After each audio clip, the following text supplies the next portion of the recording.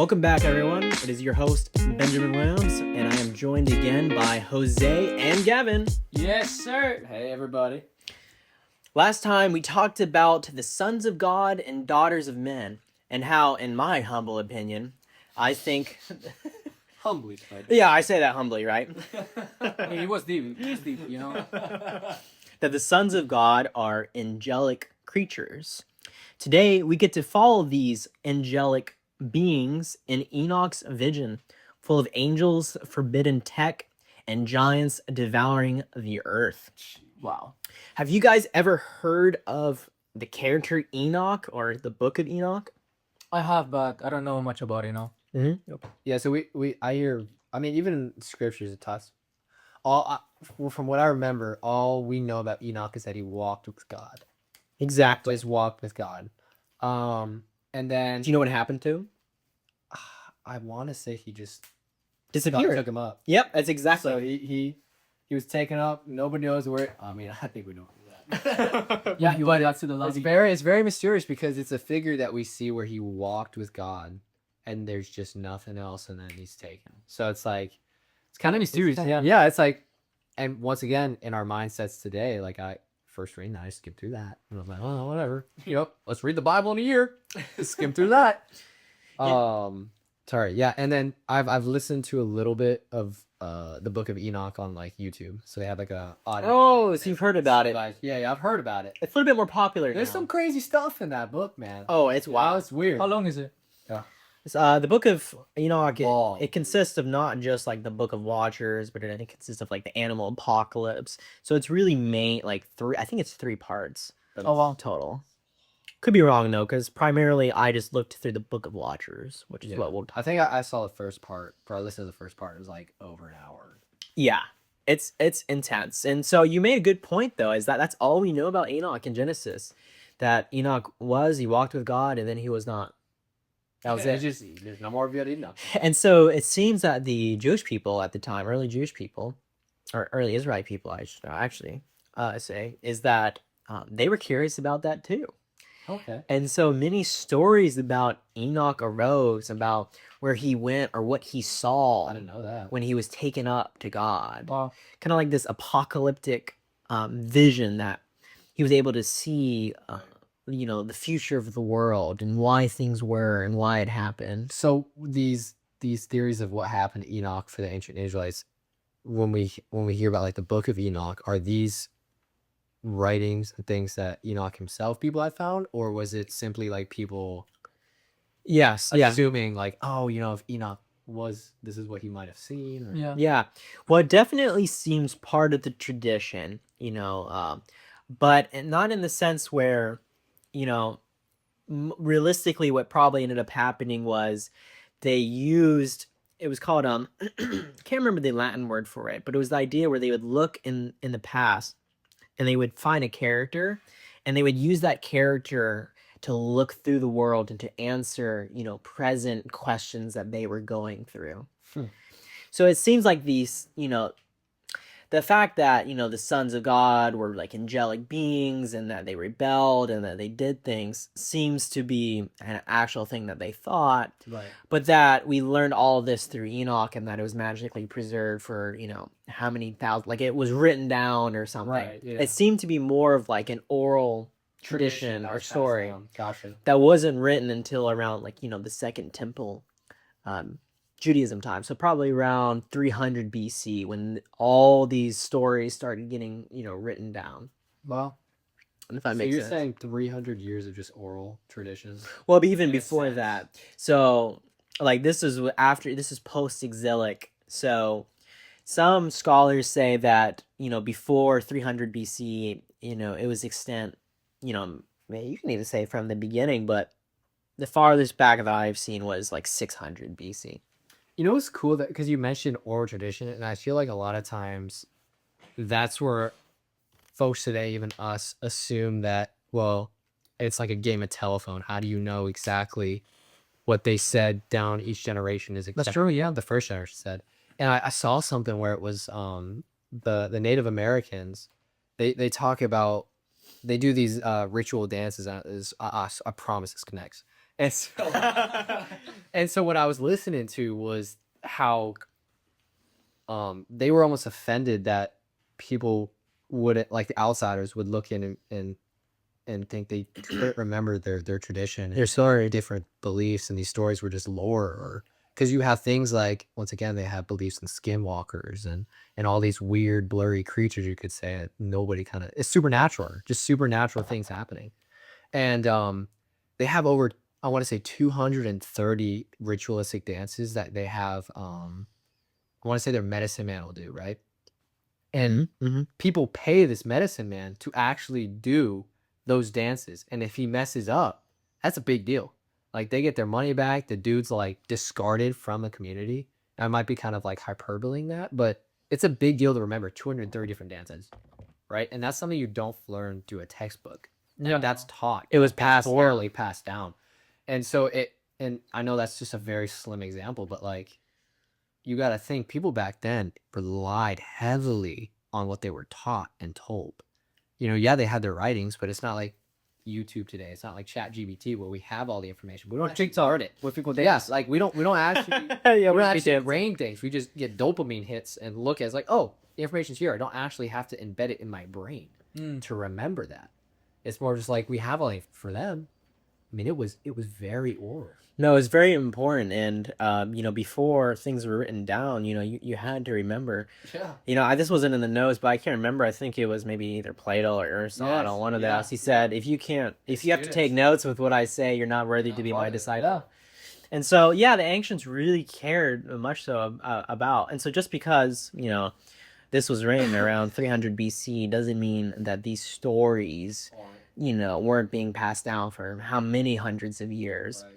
But they weren't really condensed until, you know, Second Temple Judaism time. And so to dive into the Book of Watchers is the term Watchers might be a little bit confusing, but it's kind of interchangeable with the term Sons of God. Okay, gotcha. They're kind of viewed as you know, these angelic beings who are in a council with God and are almost like, you know, watching not in the sense of just kind of like, you know, peeping toms or something. You have your agent on the other side of the phone. Yeah. But in the sense of overseeing. Okay. You know, governing.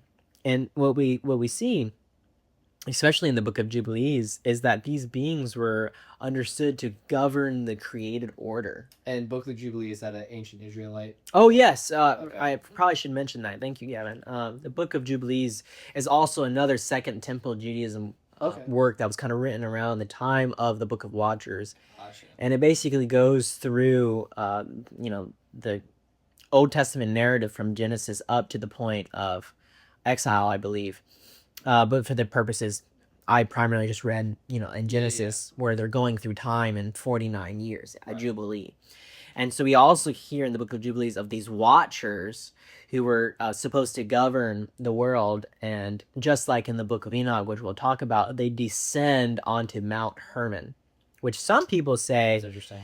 You know, you have modern day Mount Hermon. Some say that was, you know, Mount Sinai, where God gave the Ten Commandments to Moses. But Mount Hermon was just a significant mountain range, kind of in the northern border of ancient Israel. It had a lot of supernatural undertones, like where the gods met, right? Okay.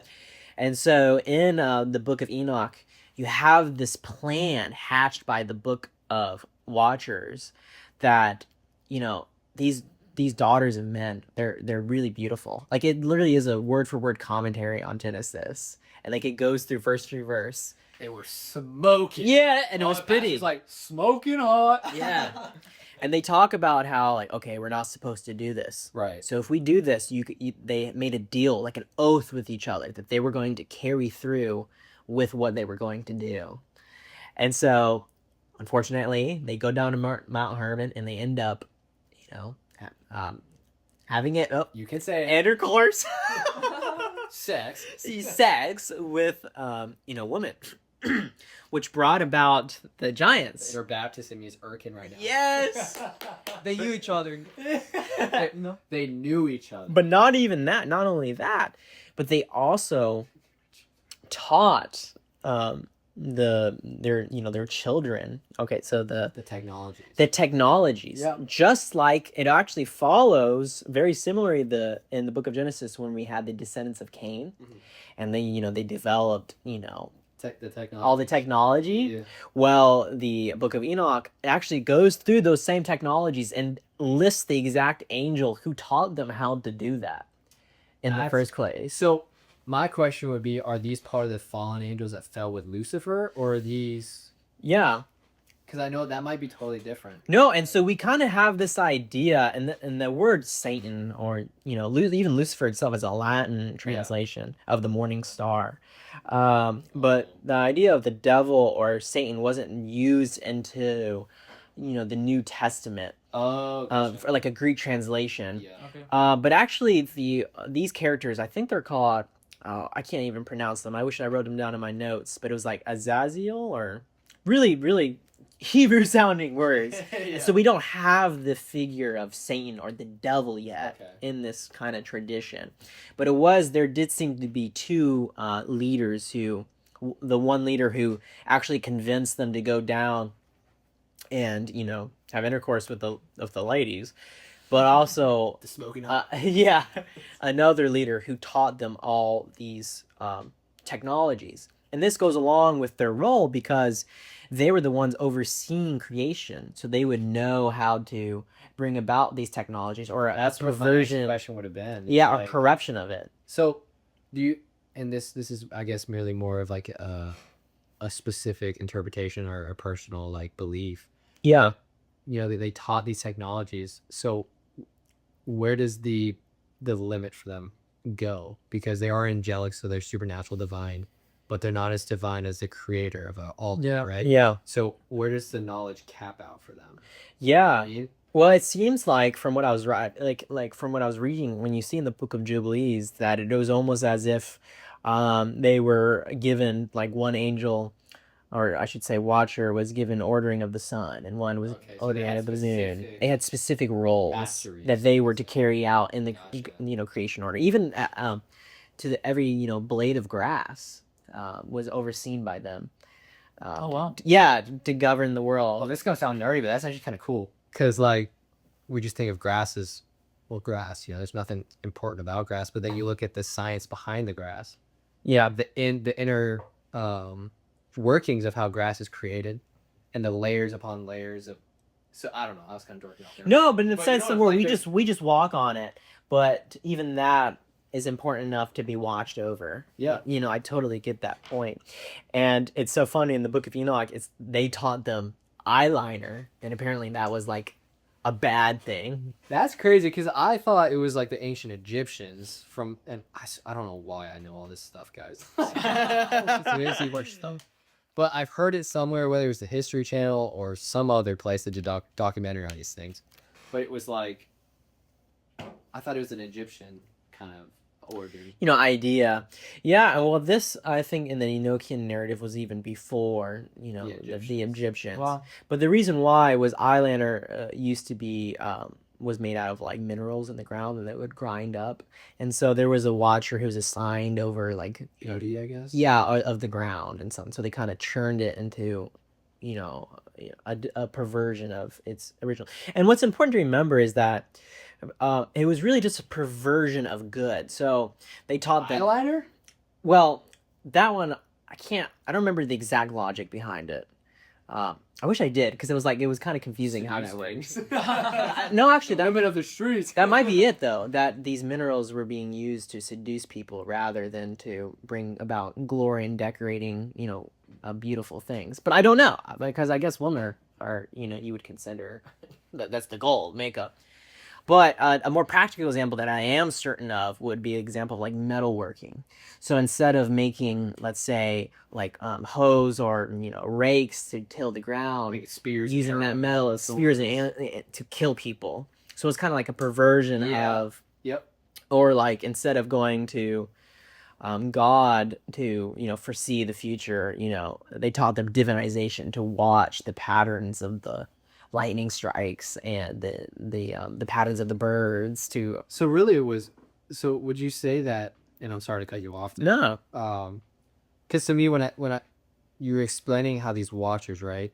They were given a certain domain Mhm. to kind of Oversee. oversee. So it's almost as how God, Adam and Eve were to oversee the earth. Exactly, and the So they watchers were were overseeing- overseeing the heavens, so to speak. Right. So would it technically be like in them with divination, for example, like looking up at specific things, wouldn't that necessarily be making them turn into their God versus them pointing back to the creator of them all? And that was Is the that- goal, okay. because all the things of creation were inevitably supposed to orient towards, you know, the Almighty God, the Creator God. And I should say that all these watchers and these beings, they were created by God. They're created beings. They're not Yeah. omnipotent. They're not omniscient. You know, they're not capital God, right? Yeah.